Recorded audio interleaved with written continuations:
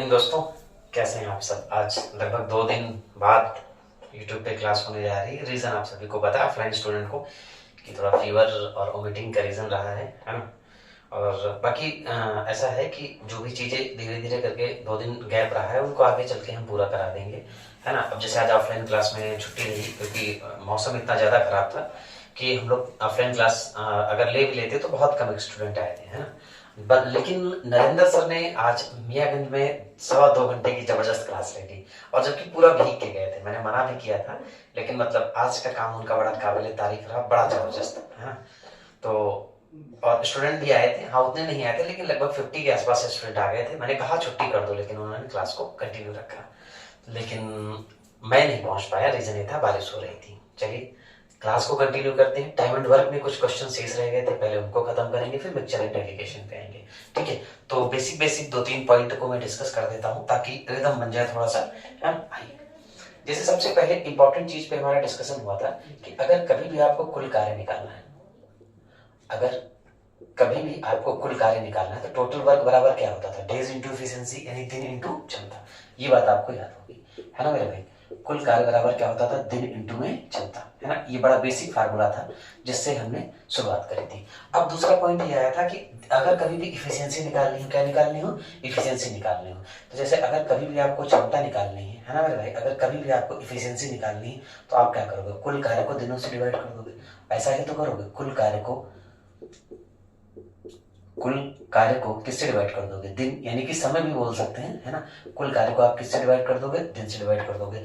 और अगर कभी आपको समय निकालना है, क्या निकालना है, समय निकालना है, तो हमेशा याद रखिएगा, अगर आपको कभी भी समय निकालना है कि मैंने जैसे आपसे कहा कि ए किसी काम को इतने दिन में करेगा, बी किसी काम को इतने दिन में करेगा, तो दोनों मिलकर कितने दिन में खत्म करेंगे, यानी दोनों का टाइम बचाना है। तो सबसे पहले अगर आप दोनों को काम पे बुलाओगे तो क्या बताओगे, टोटल वर्क बताओगे, हाँ या ना मेरे भाई, यानी दोनों को क्या बताओगे, टोटल वर्क बताओगे, है ना। ये बात क्लियर हुई कि नहीं हुई। और जरा आप मुझे ये बताइए, दोनों से क्या पूछोगे, उनकी क्षमता पूछोगे। तो आप पूरे ही टाइम एंड वर्क में लगभग मैं कह सकता हूँ 99% क्वेश्चंस में इन्हीं तीनों चीजों का एक साथ नहीं, मतलब कि तीनों में से किसी एक का यूज आपको जरूर देखने को मिलेगा, है ना मेरे भाई। तो ये 3 बेसिक फार्मूले आप लोग इनको दिमाग में रख लीजिएगा, है ना। अब हम लोग आगे क्वेश्चंस पे कंटिन्यू करते हैं। और जो लोग आज इस क्लास को कंटिन्यू कर रहे हैं तो जरा टाइप लगा लीजिएगा, जब 2 लोग मिलकर साथ काम करें, है ना। जब 2 लोग मिलकर साथ काम करें, है ना भाई मेरे। तो आइए, जहां तक मेरा आइडिया कहता है कि हम लोगों ने 27 तक कर लिया था, ठीक है मेरे भाई। तो 27 के आगे हम लोग चलते हैं 28 पे, ठीक है भाई। आइए 28 पे चलते हैं। हाँ नहीं, 26 तक कर लिया था आई थिंक, हाँ 26 तक कर लिया था। 27 देखिए, 26 तक मैं बता देता हूँ। अल्टरनेट यानी जब बारी बारी से लोग आए वो वाला टाइप हमने खत्म करा दिया था, और उसके पहले हम लोगों ने क्षमता वाला टाइप खत्म करा दिया था। आज हम लोग इस पे टाइप डिस्कस कर रहे हैं कि जब 2 लोग साथ में मिलकर काम को करें। आइए हम लोग डिस्कस करते हैं 27। हाँ 27 ही है, ठीक है। 27, 28, 27 है। तो जरा ध्यान से देखिएगा क्या कह रहा है। ए और बी आप देख रहे होंगे सामने डिस्प्ले पे, यूपीएसआई 2017 का पूछा हुआ क्वेश्चन है। ए और बी एक साथ एक काम को 12 दिनों में कर सकते हैं, है ना। तो अगर मैं आपसे कहूं कि ए और बी साथ में आते हैं तो कितने दिन में निपटाते हैं, 12 दिनों में, ठीक है मेरे भाई। और अगर बी और सी आते हैं, जरा ध्यान से देखिएगा, अगर बी और सी साथ में आते हैं तो कितने दिन में निपटाते हैं, 15 दिनों में। बहुत ध्यान से सुनिएगा। और अगर ए और सी आते हैं एक साथ में, कौन कौन आते हैं मेरे भाई, ए और सी आते हैं एक साथ में, तो काम को कितने दिन में निपटाते हैं, 12, 15, 20 दिन में निपटाते हैं। अब देखो, सबसे पहला इंपॉर्टेंट पॉइंट ये था कि आप टोटल वर्क क्या मानोगे। तो मेरे भाई टोटल वर्क मानना कुछ नहीं है आपको अपनी तरफ से, इन संख्याओं का जो एलसीएम होगा वही टोटल वर्क होगा। और यहाँ पर सबसे बड़ा नंबर क्या है, 20। बड़ी बेसिक बात बता रहा हूँ, इसका टेबल पढ़िए, और जो नंबर इन तीनों के पहाड़े में एक साथ आ जाएगा वही इनका एलसीएम होगा, वही टोटल वर्क होगा। आप 20 का पहाड़ा पढ़ेंगे, 20 दूनी 40, 40 15 के पहाड़े में नहीं आता ना 12, और 20 3 60, तो 60 तीनों के पहाड़े में आता है, तो 60 आपका क्या हो जाएगा, टोटल वर्क हो जाएगा, है ना। अब ध्यान रखिएगा, ये आप एक तरीके से आपके दिनों की संख्या भी है और या आपका समय भी है ना। आप इसको कुछ भी मान लीजिए, समय भी है और ये क्या है, दिन भी है। अब बात आती है कि हम क्षमता कैसे निकालेंगे। तो भैया मेरे, मैंने अभी फार्मूले में डिस्कशन किया था कि अगर इफिशियंसी निकालनी है तो टोटल वर्क को दिनों की संख्या से क्या कर दीजिएगा, डिवाइड कर दीजिएगा।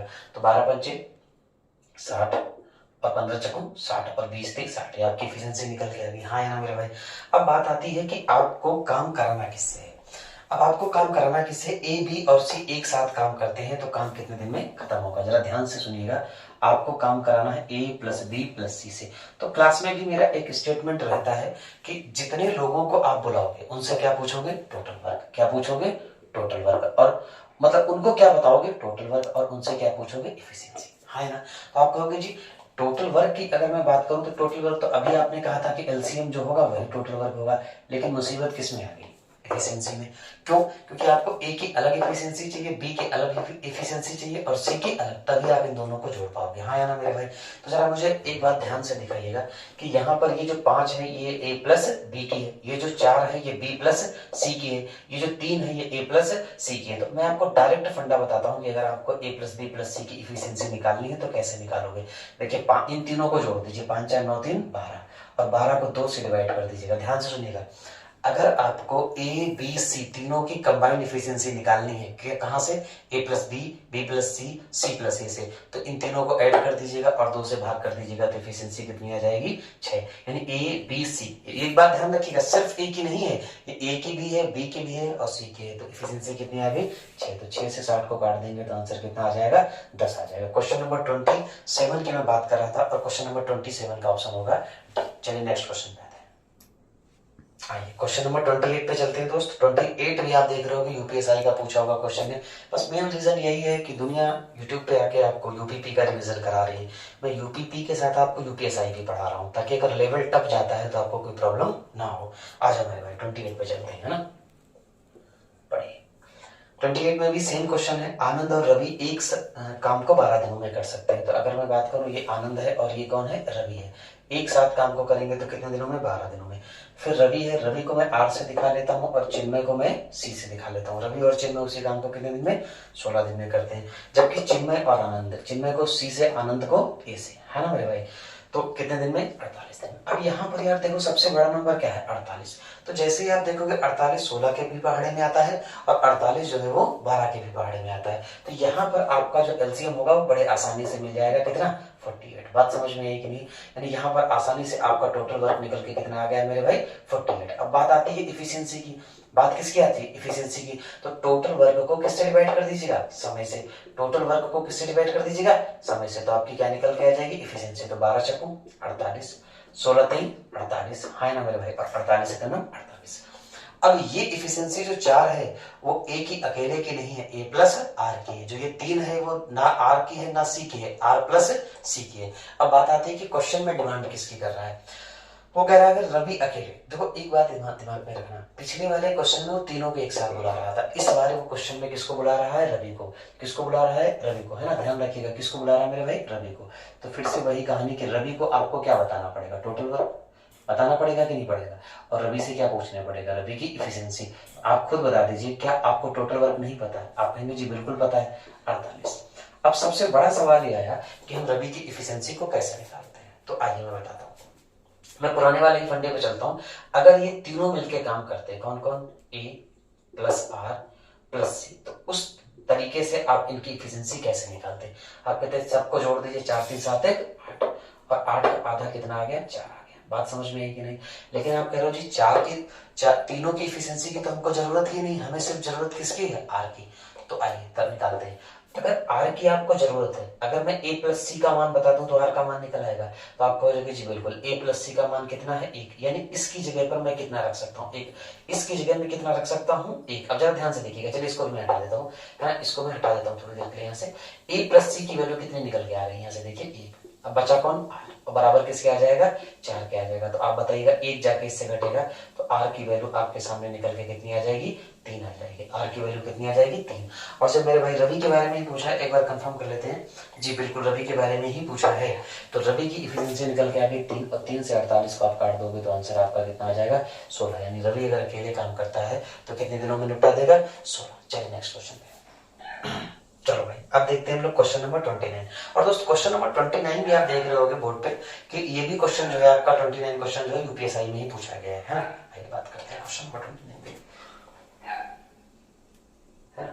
तो अगर मैं क्वेश्चन नंबर 29 पढ़ूं तो क्या कह रहा है, ए और बी एक काम को, जरा ध्यान से सुनिएगा, ए और बी एक काम को कितने दिन में कर सकते हैं, नहीं ए और बी नहीं है दोस्त, माफ करना, यहाँ पर अकेला क्या है, ए है, अकेला क्या है दोस्त, ए है।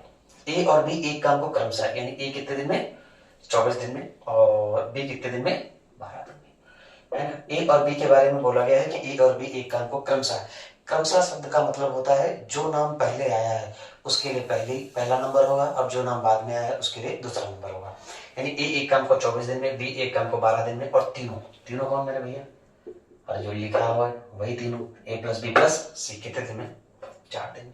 देखिए हमेशा याद रखना है, करिए आप इस बात को, जब भी आप सबका समय लिख दें, हो सकता है 2 लोग दिए हो सकता है 3 लोग दिए हो सकता है 2 लोग अकेले दिए हों और 3 लोग एक साथ में दिए हों, तो सबसे पहले आपको क्या निकालना पड़ेगा मेरे भाई, टोटल वर्क निकालना पड़ेगा।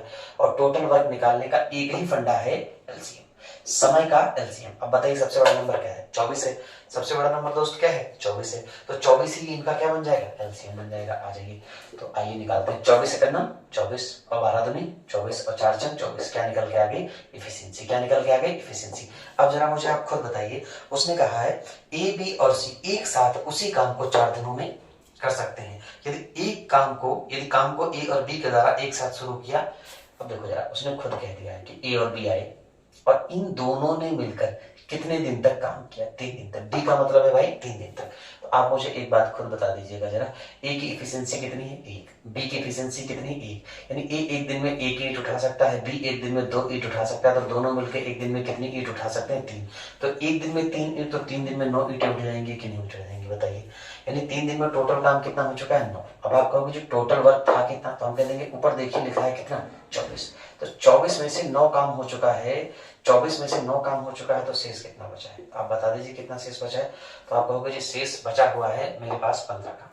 शेष कितना बचा हुआ है मेरे पास भाई, 15 का। अब क्वेश्चन में ये मुद्दा है कि 15 काम करेगा कौन। अब देखिए कह रहा है उसके बाद शेष काम सी द्वारा। अब भैया सी आएगा, कौन आएगा, सी आएगा, और सी को काम बताना कितना है। अब भैया टोटल वर्क तो कराओगे नहीं, क्योंकि टोटल वर्क में से 9 ईंटें तो उठ चुकी हैं, ईंटें थी टोटल 24, 24 में से 9 ईंटें उठ चुकी, तो उठाने के लिए बची कितनी, 15। तो जितनी बची है वही ना कराओगे आप काम, तो 15 ईंटें उठवानी है। अब जब 15 ईंटें उठवानी है तो इसमें उठाएगा कौन, सी। तो यहाँ पर इफिशिएंसी किसकी होगी, सी की होगी। अब देखो यार, यहाँ पर ए की इफिशिएंसी, ए की क्षमता 1 है, बी की क्षमता 2 है, और यहाँ पर ए प्लस बी प्लस सी की इफिशिएंसी। आप ऐसे समझ लो, ए के पास 1 रुपया है, बी के पास 2 रुपया है, और इन तीनों के पास मिला के कितने हैं, 6। तो अगर मैं कहूँ तुम्हारे पास 1 है तो तुम 1 हाथ में रख लो, तुम्हारे पास 2 है तो तुम 2 हाथ में रख लो, तो 3 रुपए तो इन दोनों के हाथ में है, 3 रुपए तो इन दोनों के हाथ में। इसका मतलब टोटल अगर 6 हैं तो 6 में से 3 इन दोनों के हाथ में है, तो बाकी बचे 3 अकेले किसके हाथ में है, सी के हाथ में। तो सी की एफिशिएंसी कितनी आ गई, 3, तो 3 बचे 15, यानी आपका आंसर कितना निकल के आ गया, 5। जरा बताएंगे क्वेश्चन समझ में आ रहा है कि नहीं आ रहा है। क्वेश्चन नंबर 29 तक हम लोग पहुंच चुके हैं। नेक्स्ट क्वेश्चन कहते हैं दोस्त। आइए दोस्त, अब टाइम एंड वर्क की शीट का टोटल मिला के 30 क्वेश्चन हम लोगों ने प्रैक्टिस करवाने थे, तो ये लास्ट क्वेश्चन है। इसके बाद हम लोग तुरंत मिश्रण एवं एलिगेशन स्टार्ट करेंगे, है ना, मिक्सचर एवं एलिगेशन। आइए क्वेश्चन नंबर 30 पे क्या कह रहा है, कह रहा है ए और बी 12 दिनों में एक काम को पूरा कर सकते हैं, और बी और सी उसी काम को 16 दिनों में, ए और सी उसी काम को 24 दिनों में कर सकते हैं। तो यह तीनों मिलकर काम, आप देख रहे होंगे सामने यूपीपी का क्वेश्चन है ना, और सेम टाइप है जब 2 लोग मिलकर एक साथ आए काम करने, है ना। तो आइए क्या कह रहा है, पढ़िए जरा, ए प्लस बी कितने दिनों में, 12 दिनों में, है ना। ए प्लस बी कितने दिनों में, 12 दिनों में।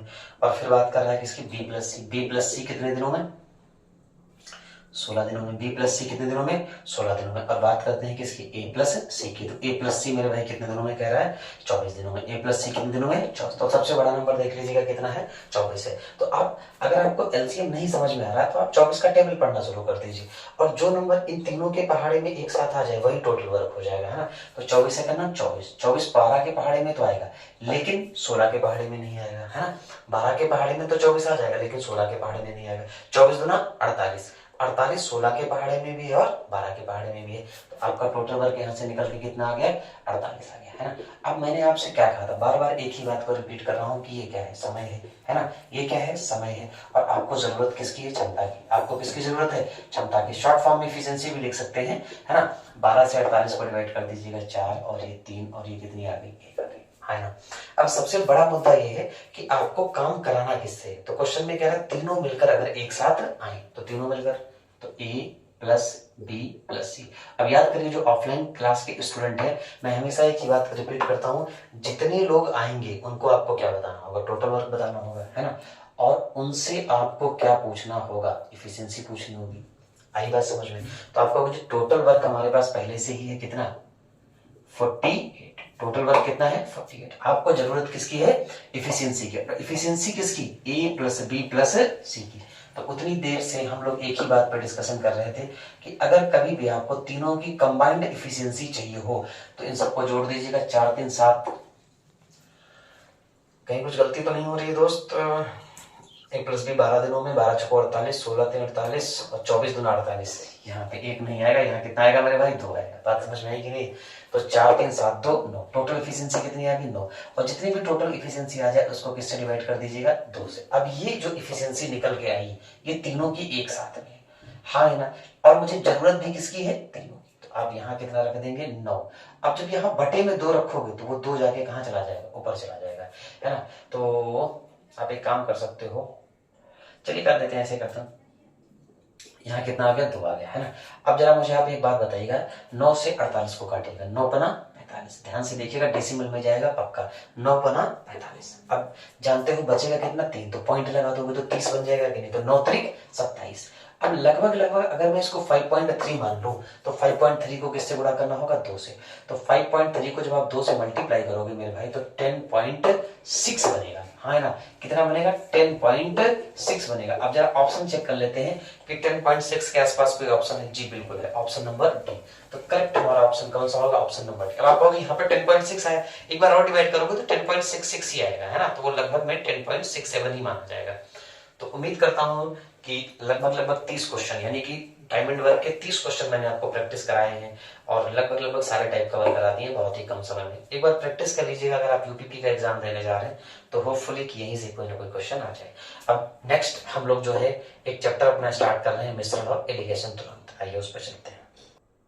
चलो अब दोस्तों आप जैसा कि नाम लिखा देख रहे होंगे, मिक्सचर एंड एलिगेशन, है ना। तो इस टॉपिक को हम लोग शुरू करते हैं, है ना। बड़ा बढ़िया जबरदस्त टॉपिक है। इस टॉपिक का यूज आपको एक जगह नहीं मिलेगा, तमाम सारी जगह मिलेगा, है ना। मिक्सचर एंड एलिगेशन का यूज जो मिलेगा आपको बहुत सारी जगह देखने को मिलेगा। टाइम स्पीड डिस्टेंस में मिलेगा, प्रॉफिट लॉस में मिलेगा, परसेंटेज में मिलेगा, है ना। क्लास में मैं पूरा चैप्टर खत्म करा चुका हूँ बड़े जबरदस्त तरीके से। तो यहाँ पर मैं कंसेप्ट पे थोड़ा कम फोकस करूंगा और रिविजन पे ज्यादा फोकस करूंगा, है ना। थोड़ी सी बेसिक बात बता देता हूँ मैं आपको।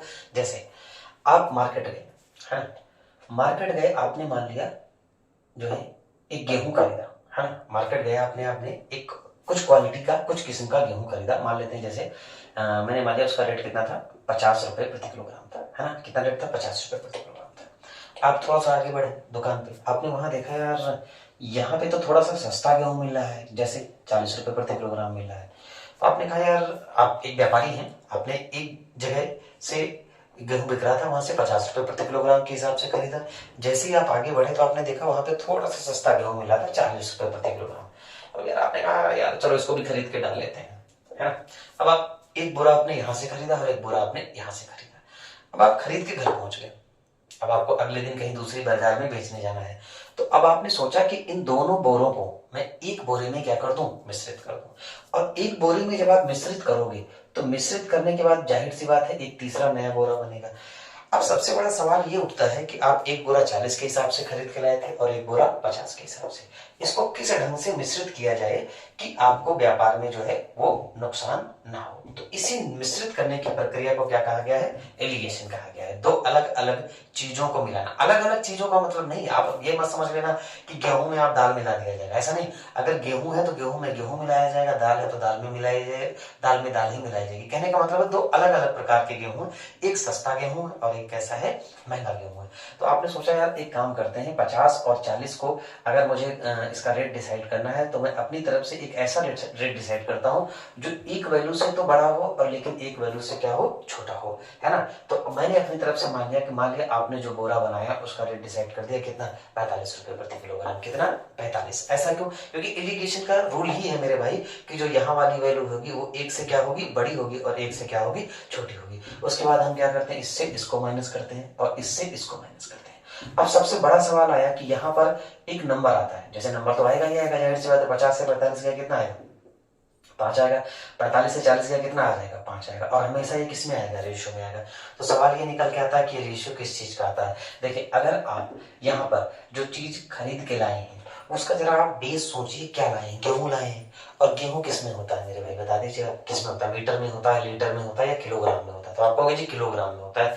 यानी यहाँ पर जो रेशियो निकल के आएगा ये गेहूं की मात्रा का निकल के आएगा, है ना मेरे भाई। यानी आप ऐसे कह सकते हैं कि 50 रुपए प्रति किलोग्राम वाले 5 किलो गेहूं और 40 रुपए प्रति किलोग्राम वाले 5 किलो गेहूं मिला के आपने एक नया मिश्रण तैयार किया है। तो इन्हीं बेसिस पे, अच्छा एक चीज और मैं आपको बात बता देता हूँ कि मान लिया आपने यहाँ पे सीपी रखा। सीपी का मतलब होता है क्रय मूल्य, है ना। यहाँ पर आपने सीपी रखा, यहाँ पर भी क्या रखा? क्रय मूल्य। तो यहाँ पर मेरे भाई आप एसपी कभी नहीं रख पाओगे, समझ में आई बात की नहीं। यहाँ पर कभी भी आप विक्रय मूल्य नहीं रख पाओगे। यहाँ पर भी आपको क्या रखना पड़ेगा? सीपी ही रखना पड़ेगा। यहाँ अगर इन दोनों जगह आपने सीपी रखा है तो यहाँ पर भी क्या रखना पड़ेगा? सीपी रखना पड़ेगा। अब सीपी का मतलब क्या होता है कि जब आप बाजार जाते हो, जिस मूल्य पर कोई वस्तु खरीदते हो वही क्या होती है? सीपी, यानी कॉस्ट प्राइस, यानी क्रय मूल्य। समझाता हूँ थोड़ा सा। जो सीपी होता है हमेशा कितना मान के चलते हैं? हम 100 मान के चलते हैं परसेंटेज में, कि हर एक चीज हम जो खरीदते हैं वो कितने में खरीदते हैं? 100 में खरीदते हैं। अब जब आप बेचने जाते हो मार्केट में तो दो चीजें संभव है, या तो आपको प्रॉफिट हो सकता है या तो आपको क्या हो सकता है? लॉस हो सकता है। मान लिया आपने किसी चीज को 100 में खरीदा, अब आपने उस चीज को 10% के प्रॉफिट पर बेचा। 10% के प्रॉफिट पर बेचा तो मेरे भाई इस केस में आपका जो एसपी बनेगा, जब प्रॉफिट होता है, भाई एक बात बताओ, आपने 100 का खरीदा, इस मार्कर को मैंने 100 का खरीदा और इस पर मैं 10 रुपए का लाभ कमाना चाहता हूं तो 110 में बेचूंगा। तो बड़ी सिंपल सी बात है कि जो एसपी होगा अगर प्रॉफिट के केस में है तो सीपी में प्रॉफिट जुड़ जाएगा, यानी इस केस में आपका सीपी कितना हो जाएगा? 110% हो जाएगा। और अगर मान लो इस मार्कर को मैंने 100 में खरीदा और मैंने इस पे 20% की हानि उठा के इसको बेच दिया, तो यार हानि हो रही, इसका मतलब 20 रुपए मेरी जेब से चले गए, यानी 100 में से 20 निकल जाएगा तो आपका एसपी कितना हो जाएगा? 80% हो जाएगा। लेकिन सीपी आपका कितना रहता है? 100% रहता है। अगर कभी आपसे कहे कि सीपी का मान निकालना है, अगर आपसे कहे भैया सीपी की वैल्यू निकालना, अगर कभी भी सीपी की वैल्यू पूछ रहा है, इसका मतलब वो आपसे कितने परसेंट का मान पूछ रहा है? 100% का मान पूछ रहा है। यहाँ पर अगर सीपी है तो यहाँ भी सीपी होगा और यहाँ पे भी आपको क्या रखना पड़ेगा? सीपी। लेकिन कई सारे क्वेश्चंस में वो यहाँ सीपी देगा, यहाँ सीपी देगा, लेकिन यहाँ पर किसकी वैल्यू दे देगा? एसपी की। तो सबसे पहले हमको एसपी को किसमें बदलना होगा? सीपी में। उसके बाद ही हम एलिगेशन को लगा पाएंगे। तो दोस्तों इस बेसिक नियम को आप देख लीजिएगा, उसके बाद हम सीधे क्वेश्चन पे चल लेंगे। चलो भाई, अब मिक्सचर एंड एलिगेशन का पहला ही क्वेश्चन आप देख रहे होंगे, मैंने यूपीएससी 2017 से लिया है ना। आइए, ओह सॉरी, एक मिनट दोस्त।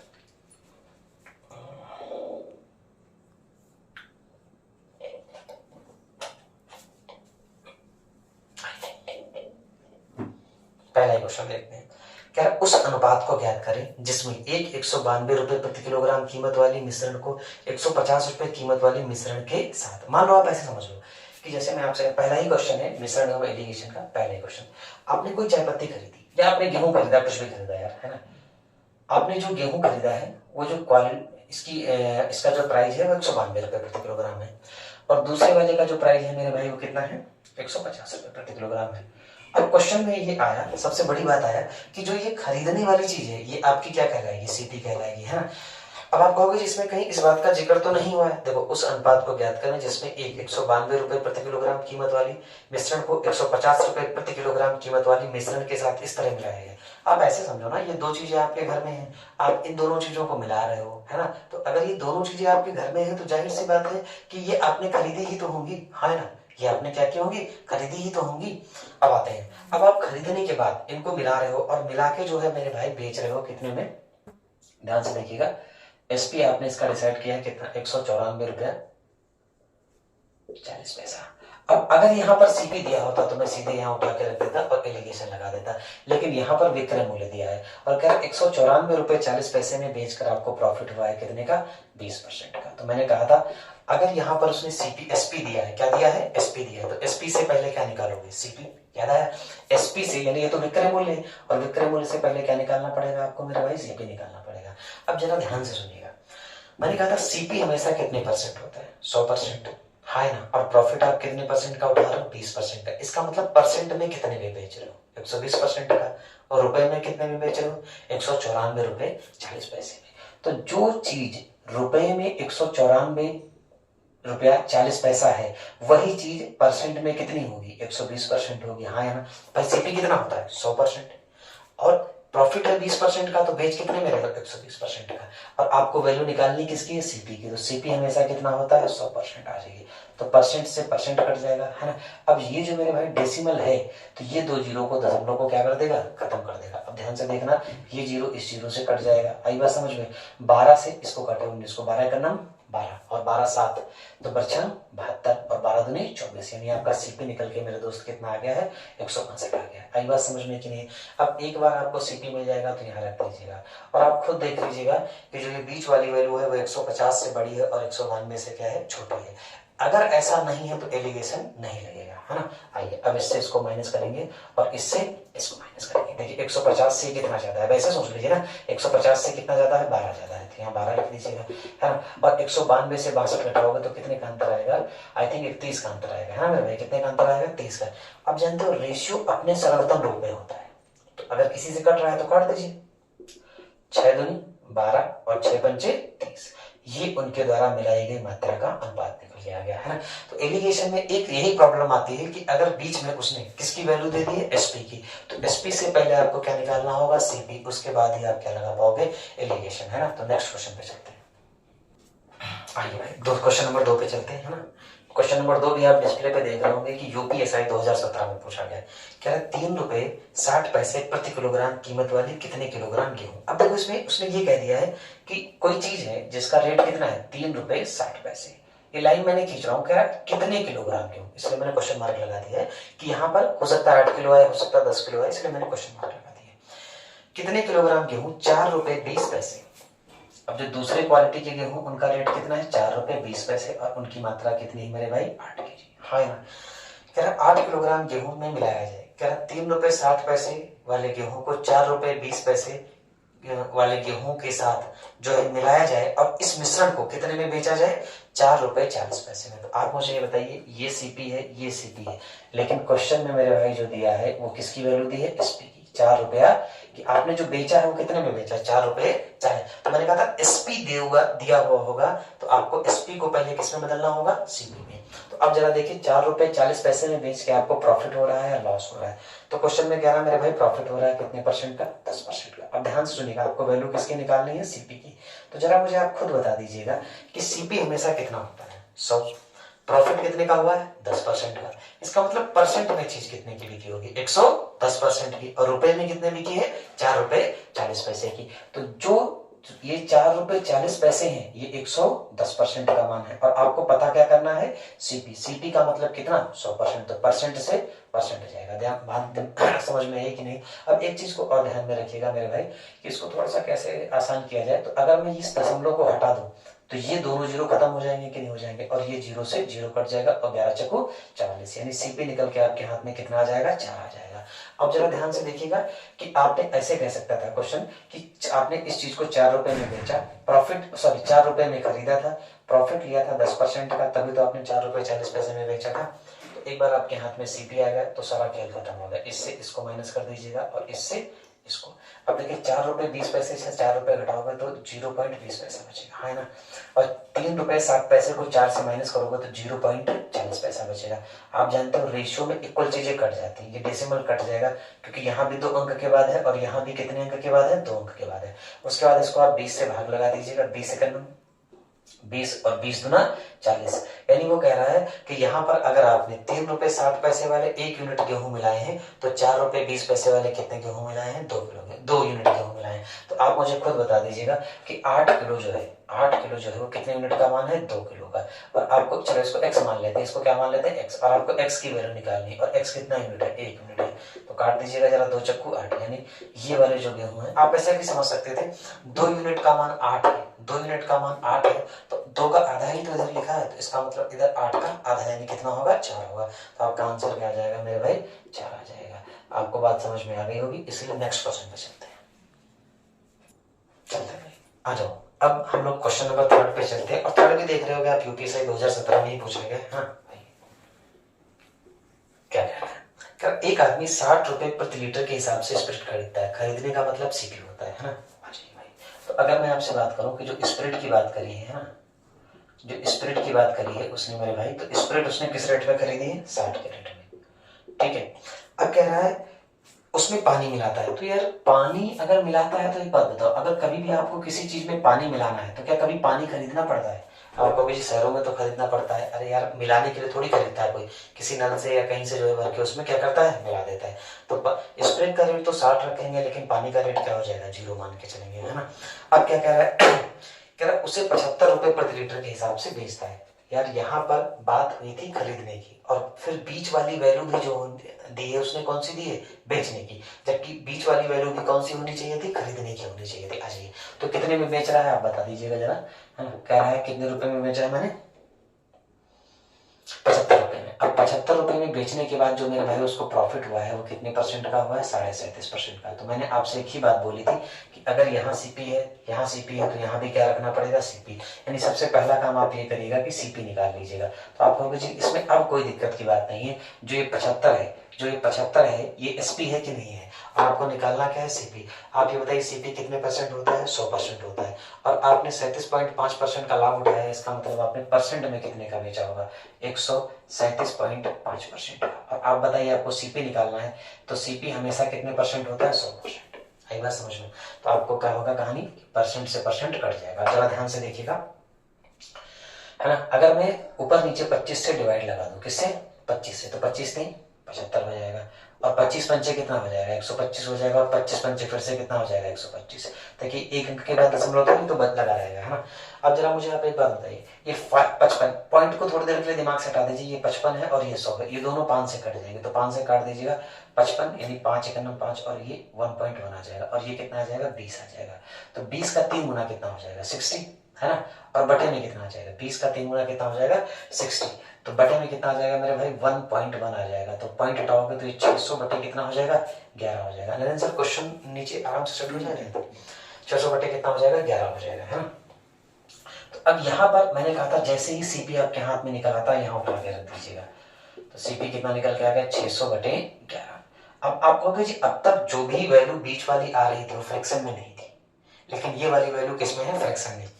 तो जितने भी ऑफलाइन क्लास के स्टूडेंट देख रहे हैं उनको याद होगा कि अगर कभी ऐसा केस आता है जिसमें बटे में क्या आ जाता है? कोई वैल्यू आ जाती है, तो जो भी वैल्यू है उस वैल्यू से यहाँ भी गुणा कर दीजिए, उसी से यहाँ भी, और उसी से यहाँ भी कर दीजिएगा, है ना। जैसे अब इस वैल्यू में, इसमें यहाँ भी 11 से कर दीजिए, और यहाँ भी किससे कर दीजिएगा? 11 से कर दीजिएगा, और यहाँ भी किससे कर दीजिएगा? 11 से कर दीजिएगा। अब आप मुझे बताइए 11 से 11 कट जाएगा कि नहीं? अच्छा, इसको जब गुणा करेंगे तो 660 बनेगा कि नहीं? और 660 से 600 जाएगा, 660 से 600 जाएगा, कितना बचेगा? 60। और 11 को 0 से करोगे तो 0 ही रहेगा, और 0 से 600 को माइनस करोगे तो मेरा भाई कितना रहेगा? 600 रहेगा। और यहाँ आप अनुपात का निशान लगा दीजिएगा, है ना। अब दोनों की तरफ से देखिए कॉमन क्या है? 0 से 0 कट गए। अब 60 और 6 को मैं किससे भाग लगा दूं? 6 से लगा दूं, तो 6 दहम 60 और 6 एकम कितना आ जाएगा? 6 आ जाएगा, हाँ ना। 6 दहम 60 और 6 एकम 6 आ जाएगा। बात समझ में आ रही है कि नहीं? एक बार मैं ऑप्शन चेक कर लेता हूँ, ऑप्शन नंबर कौन सा होगा? डी होगा। यानी उसने आपसे पूछा है कि स्प्रिट का पानी से रेशियो बता दीजिएगा, तो 10:1 होगा, यानी कि अगर उसमें स्प्रिट 10 मात्रा में है तो पानी उसमें 1 मात्रा में है ना मेरे भाई। आ जाओ भाई क्वेश्चन नंबर 4 पे चलते हैं। क्या कह रहा है?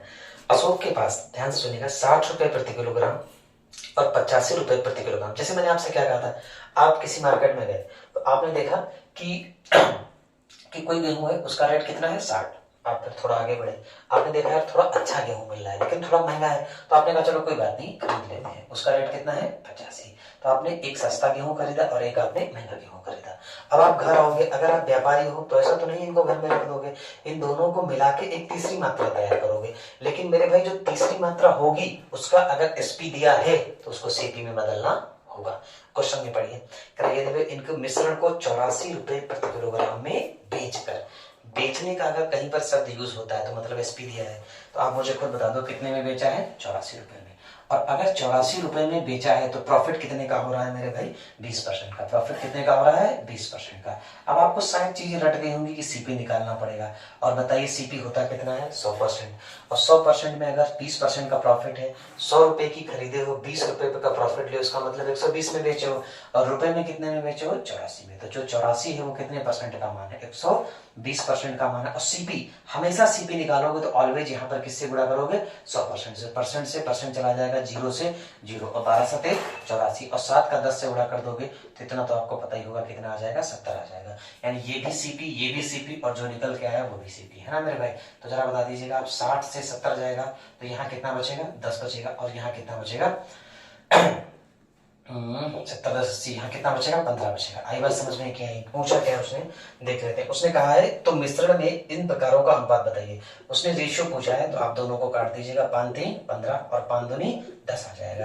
यानी आपने इन दोनों चीजों को किस रेशियो में मिलाया था वो वही जानना चाह रहा था और ऑप्शन नंबर क्या होगा, बी होगा। दोस्त थोड़ा सा तबियत नहीं ठीक है, इस वजह से आज 8 क्वेश्चन ही रखे हैं हमने, 4 क्वेश्चन टाइम इन वर्क के और 4 क्वेश्चन। कल ये पूरा मिक्सचर और एलिगेशन खत्म कर देंगे, ठीक है ना। और कल जो मॉर्निंग की क्लास रहेगी वो वर्क होम बेसिस की रहेगी ऑफलाइन सेंटर में, और मैराथन क्लास रहेगी लगभग 2.5 घंटे की क्लास हर जगह रहेगी और 2.5 घंटे की ही जीएस रहेगी, है ना। तो कल की क्लास अटेंड करिए, है ना। और कल शाम को फिर इसी टाइम मिलते हैं। हो सकता है यूनिट डिजिट की क्लास रखें या इसकी रखें, लेकिन क्लास कंफर्म रहेगी। चले दोस्त।